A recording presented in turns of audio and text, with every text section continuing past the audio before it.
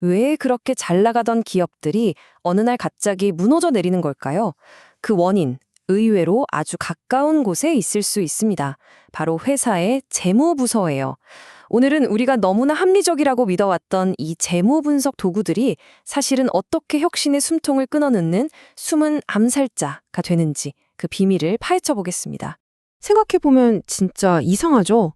최고의 인재와 막대한 자본을 가진 기업들이 왜 이제 막 시장에 뛰어든 작은 기업들의 공격에 그렇게 속수무책으로 당하는 걸까요?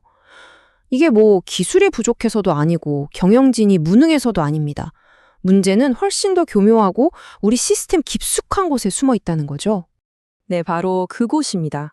매일같이 복잡한 스프레드시트를 들여다보면서 회사의 재무 건전성을 꼼꼼히 따지는 바로 그 부서에서 어쩌면 우리 회사의 미래를 좀먹는 결정이 내려지고 있는지도 모릅니다. 문제는 그들이 쓰는 도구들이 너무나도 합리적이고 표준적이라는 데에 있습니다. 자, 그럼 지금부터 이 혁신의 파괴자들, 그 정체를 한번 낱낱이 파헤쳐 보겠습니다. 아주 강력하지만 또 그래서 아주 위험한 세 가지 재무 분석 도구들입니다. 바로 이 세 가지가 혁신을 죽이는 암살자들입니다. 첫째는 미래 가치를 잘못 보게 만드는 DCF와 MPV의 착각. 둘째는 과거의 성공에 발목 잡히게 하는 매몰 비용의 함정. 그리고 마지막은 눈앞의 이익에 눈멀게 하는 EPS라는 신기루입니다. 그럼 첫 번째 암살자부터 만나보죠. 바로 할인 현금 흐름, 우리가 흔히 DCF라고 부르는 분석 기법입니다. 이 도구, 투자 가치를 평가하는데 아주 널리 쓰이는데요. 혁신적인 프로젝트를 평가할 때만큼은 치명적인 왜곡을 만들어냅니다.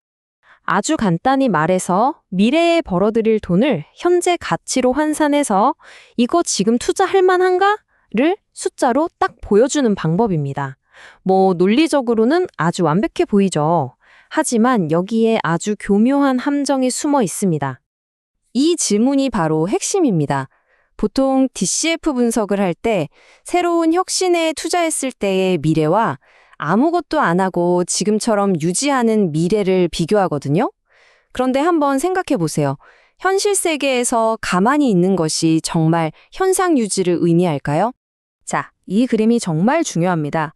대부분의 분석은 A, 즉 혁신 투자의 성과와 B, 현재의 성과를 비교합니다. 근데 이건 엄청난 착각이에요. 우리가 혁신을 멈추고 가만히 있는 그 순간에도 경쟁자들은 미친 듯이 앞으로 치고 나가고 시장은 계속 변하거든요.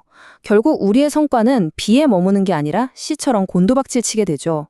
그러니까 진짜 제대로 된 비교는 혁신했을 때의 미래인 A와 아무것도 안 했을 때 추락하는 미래인 C를 비교해야 한다는 겁니다. 이게 바로 그 유명한 붉은 여왕 효과입니다.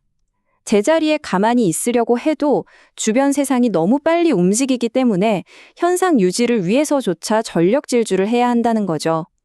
혁신은 더 이상 선택이 아니라 생존을 위한 달리기가 된 겁니다.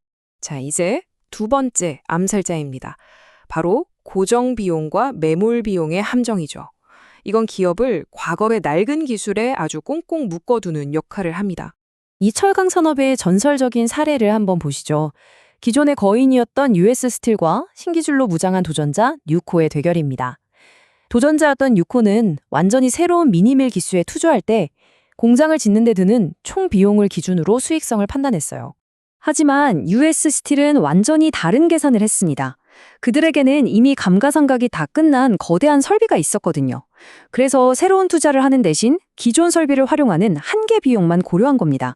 다시 말해 철강 1톤을 추가로 생산하는 데 드는 아주 작은 추가 비용만 본 거죠. 당연히 처음부터 모든 걸 새로 짓는 것보다 훨씬 싸게 먹혔고 단기적으로는 수익이 더 커 보이는 아주 합리적인 결정처럼 보였습니다.